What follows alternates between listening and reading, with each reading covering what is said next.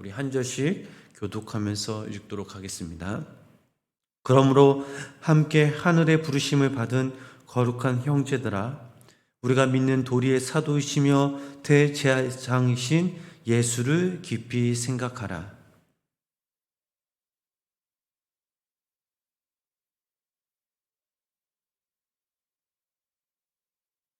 그는 모세보다 더욱 영광을 받을 만한 것이 마치 집 지은 자가 그 집보다 더욱 존귀함 같으니라.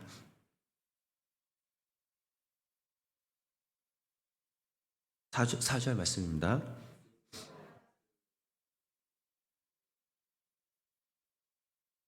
또한 모세는 장래에 말할 것을 증언하기 위하여 하나님의 온 집에서 종으로서 신실하였고, 그리스도는 하나님의 집을 맡은 아들로서 그와 같이 하셨으니 우리가 소망의 확신과 자랑을 끝까지 굳게 잡고 있으면 우리는 그의 집이라. 아멘. 오늘도 이 새벽 하나님의 귀한 은혜와 사랑이 우리 성도님들 삶 가운데 함께 하시길 주님의 이름으로 간절히 축원합니다. 오늘 저희들이 읽은 이 본문 말씀은 저희들이 너무나 잘 아는 말씀입니다. 어떻게 하면 예수님을 깊이 생각할 수 있을까에 대해서 우리가 함께 나눠보도록 하겠습니다. 오늘날 이 땅의 관심이 무엇입니까? 많이들 있죠. 부동산, 주식, 요즘 이제 대통령 선거를 앞두고 있습니다. 세상적인 관심을 갖는 게 당연한 사실입니다. 인간은 무엇을 생각하느냐에 따라 그 사람의 삶의 가치관과 목적 등을 우리는 알 수 있습니다. 생각은 사람의 언어와 또 성격, 또 삶과 행동을 지배하기 때문입니다. 나쁜 생각과 마음을 품고 있는 사람은 아무리 좋은 환경에서 산다고 해도 그 사람의 입술에서는 좋은 말과 행동이 나올 수 없습니다. 최근에 읽은 책 중에 세상에서 가장 행복한 100세라는 노인이라는 그 책을 읽었습니다.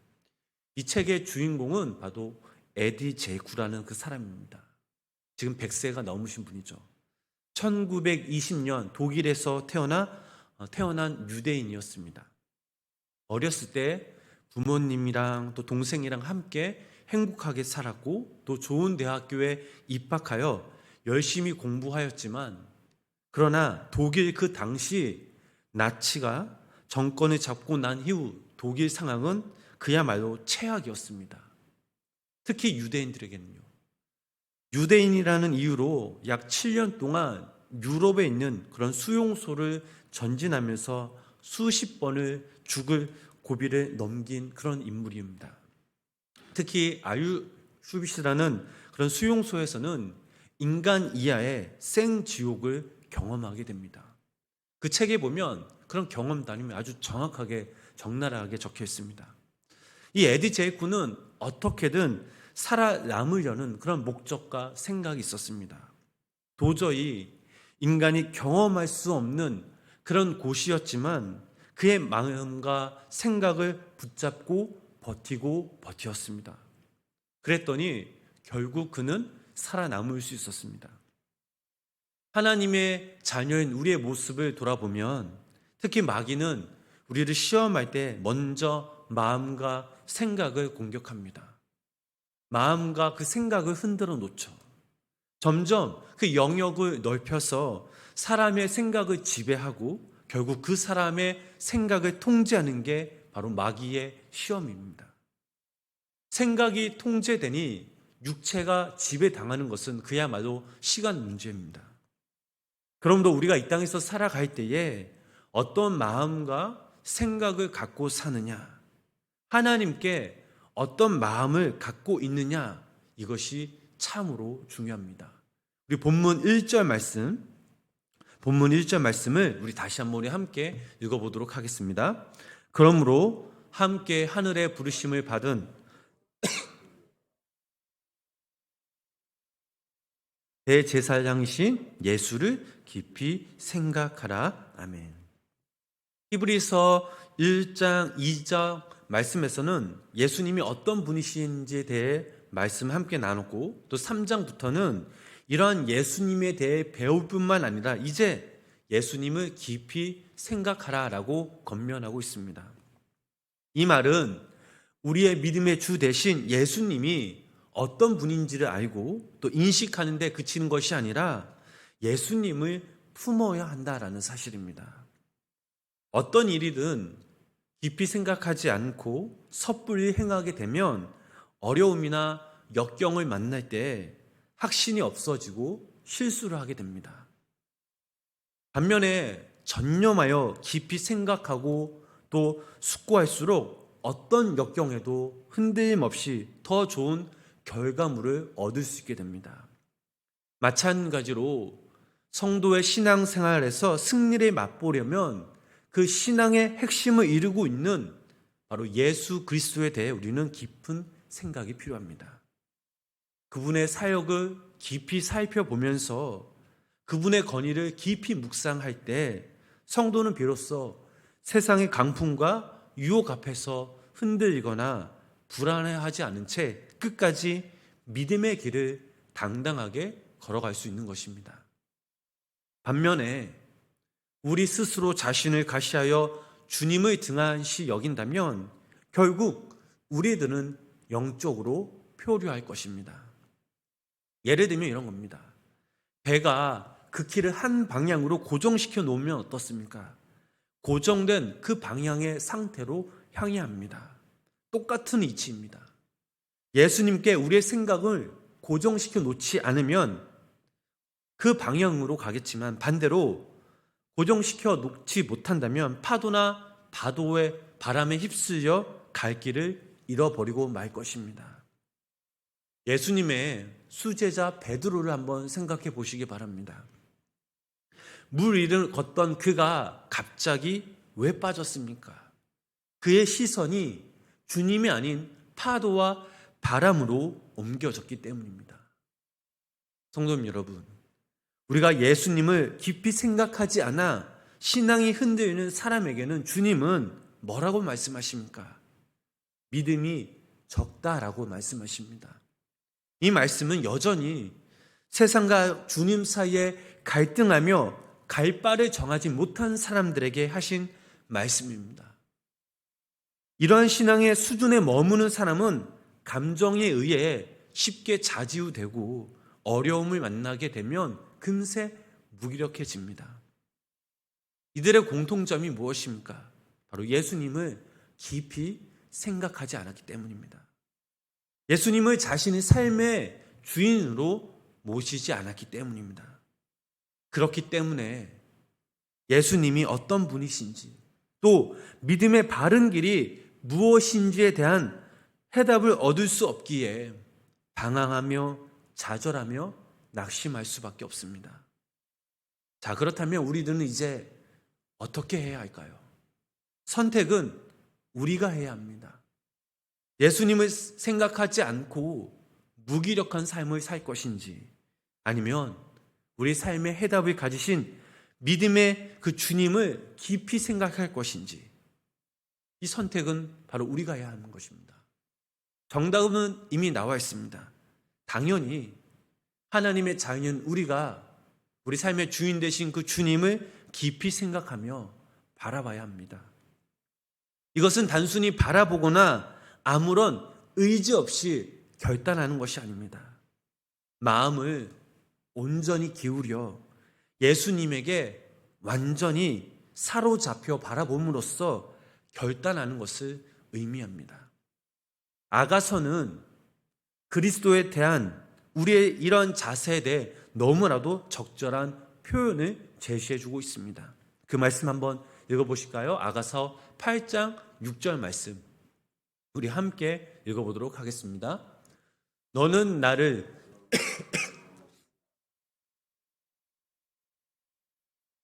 죽음같이 강하고 질투는 수올같이 잔인하며 불길같이 일어나니 그 기세가 여호와의 불과 같으니라. 아멘.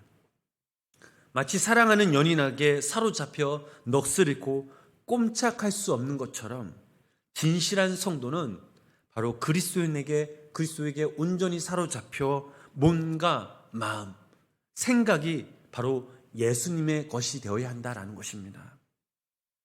하나님의 말씀인 그 예수님을 바라보면서 그분의 사역과 그분의 말씀에 한 영혼에 대한 그분의 마음에 귀 기울이며 알아가야 합니다.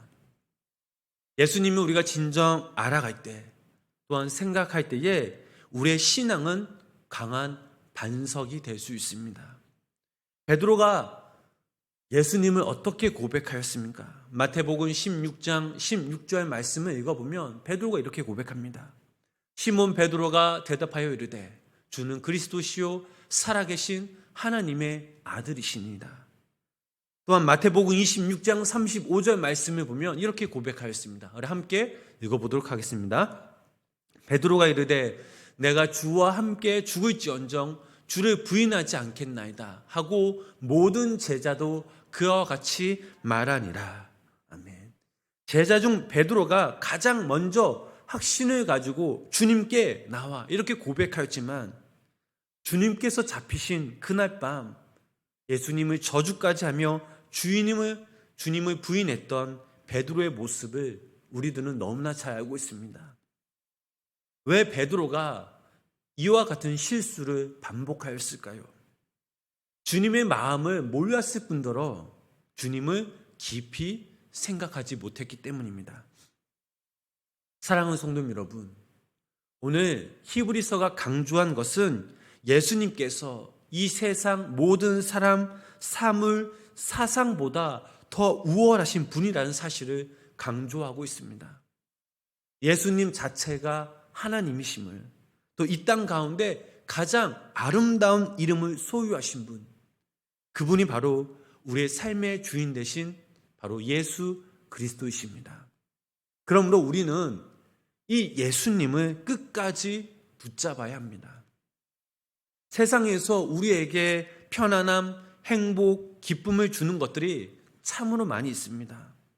또한 사람들을 한마디로 움직일 수 있는 권력, 갖고 싶은 것은 무엇이든 가질 수 있게 하는 재물, 또 모든 사람들로부터 존경을 받는 이 명예 등 세상의 모든 것들은 우리에게 행복과 평안과 기쁨을 줍니다. 그러나 이 모든 것들은 곧 사라질 것입니다. 이것들이 우리에게 행복을 가져다 줄 수 있지만 영원한 행복과 영원한 기쁨을 주진 못한다는 사실입니다. 사실 행복한 것처럼 보이게 하는 착각을 가져다 주는 경우가 더 많이 있습니다. 이 모든 것들보다 오직 모든 만물 위에 뛰어나신 그 한 분이 계십니다. 그분은 우리에게 영원한 생명을 주십니다. 영원히 목마르지 않을 생수를 가져다 주십니다. 참 기쁨의 소유자, 참 행복의 소유자, 참 안식의 소유자, 그분이 바로 우리의 삶의 주인 되신 예수 그리스도십니다.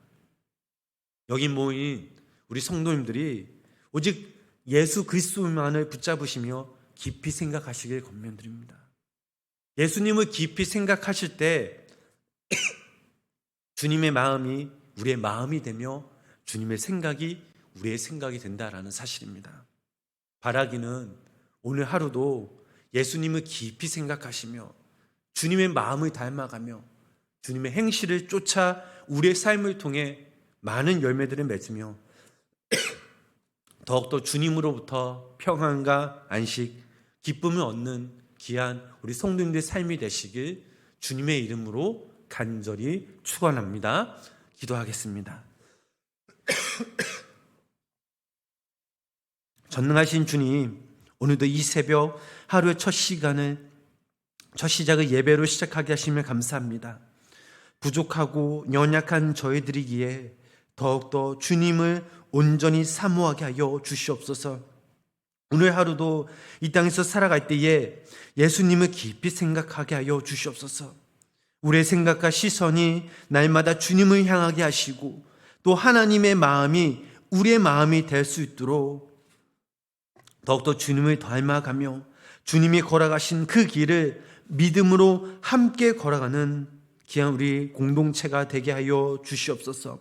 오늘도 이 새벽 주님께 간절한 마음으로 기도하며 나아갑니다. 하나님, 오늘도 이 새벽 우리를 마음 가운데 함께하여 주시고 우리를 위로하여 주시고 우리의 기도에 귀 기울이시사 당신의 때에 우리의 기도 제목들이 반드시 응답되어질 수 있도록 성령님 함께하여 주시옵소서. 예수님의 이름으로 간절히 기도드렸습니다. 아멘.